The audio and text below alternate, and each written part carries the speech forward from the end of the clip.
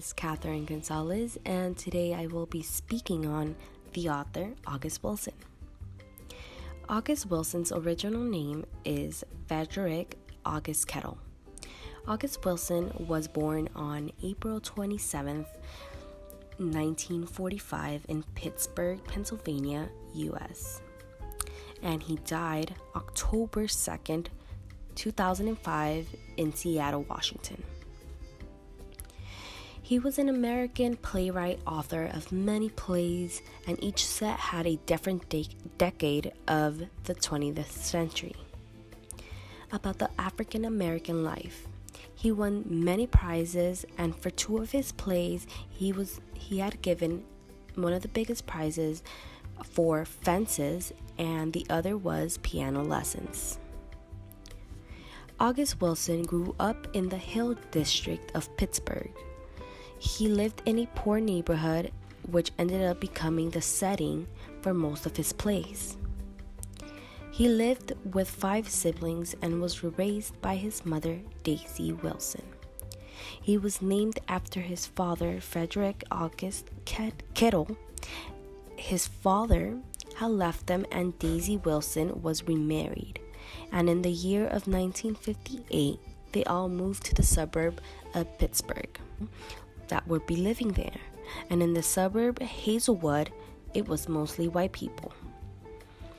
While living in the suburb Hazelwood of Pittsburgh, Wilson and his family were being targeted of racial threats.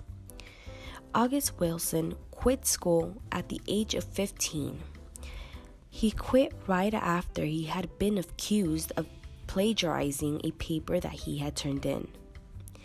Once he quit school, he decided it was best for him to self-educate himself. So then he started to read very intensively in a public library.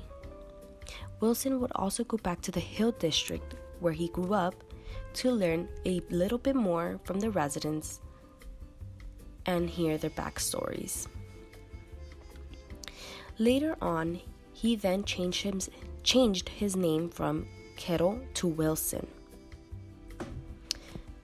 He decided to go off with August Wilson instead of using Kettle, which he was named right after his father. Then on, in the 1960s, he embraced the Black art movement, and in the year of 1968, he became the co-founder and director to the Black Horizons Theater in Pittsburgh. And there is where he started to publish his poetry into journals as the Black World in the year of 1971, and Black Lines in the year of 1972, just a year after. August Wilson then decided to move on to St. Paul, Minnesota, and in the early 1980s, he then wrote many plays, and Gin-Tiny was one of the first plays to be produced in the year of 1982. One of his biggest plays that opened on Broadway in the year of 1984 was Ma Rainey's Black Bottom, and it was a financial success. Set in Chicago in the year of 1927, and the play focused on verbally abusive blues singers and her Black musicians and the white manager. Then on, with his play Fences, it was produced in the year of 1985. So then it was published in the year of 1986.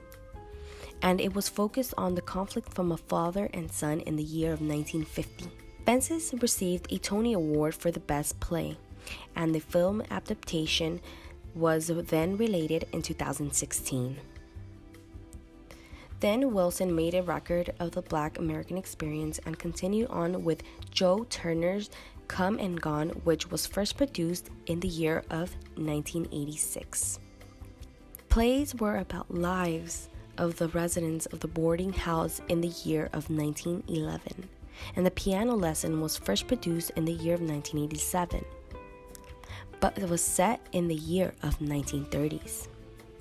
And it gives the insight of the family's feelings about selling an heirloom in the year of 1990s, and it was set based off on a coffee house in the year of 1960s.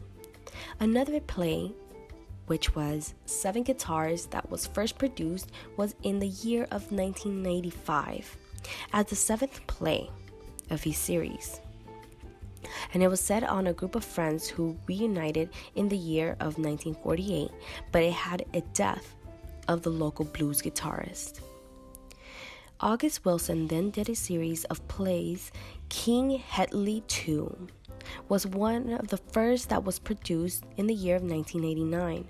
It focuses on an ex-con and has the efforts to try to rebuild his life in the year of 1980s. Then on, he sets off with another play called Gem of the Ocean in the year of 2003.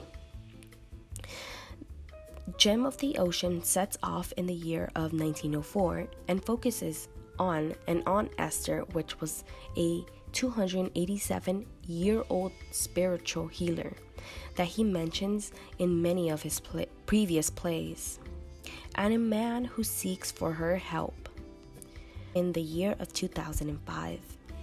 The play sets off in the year of 1990s, and the play takes on the main focus on the fate of Aunt Esther's house, which is destroyed by real estate developers, and the music was mostly jazz and blues. August Wilson then received lots of recognitions and honors throughout his career, and also got many prizes. Right after his death, the Virginia Theater on Broadway had renamed it in his honor.